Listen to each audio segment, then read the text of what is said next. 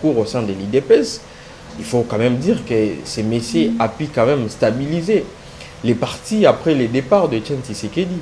Donc il aspire, on va dire, la grandeur et aussi cette âme ou cet homme d'État. Alors, quand on est homme d'État, on ne peut pas faire n'importe quoi, venir rassembler des journalistes et commencer à dire des choses qui ne valent pas la peine. Moi, je pense que Jean-Marc Aboun aurait pu, n'est-ce pas, se limiter à étaler l'idéologie de son parti politique et ce qu'il va faire parce que nous connaissons son avocat.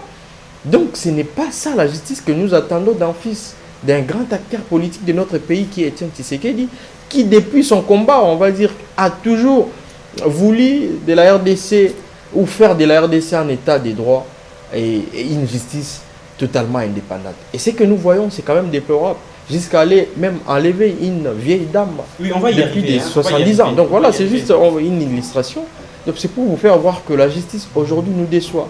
La justice qui devait constituer la boussole, n'est-ce pas, les socles même d'un état de droit, à partir du moment où cette justice est instrumentalisée et est au service du pouvoir, c'est quand même un danger pour le bien-être de la population et même pour le développement de notre pays. Donc, Maître Joël, d'après vous, quelqu'un peut passer à la télévision, quelqu'un peut se tenir dans une place publique, tenir des propos diffamatoires, propos même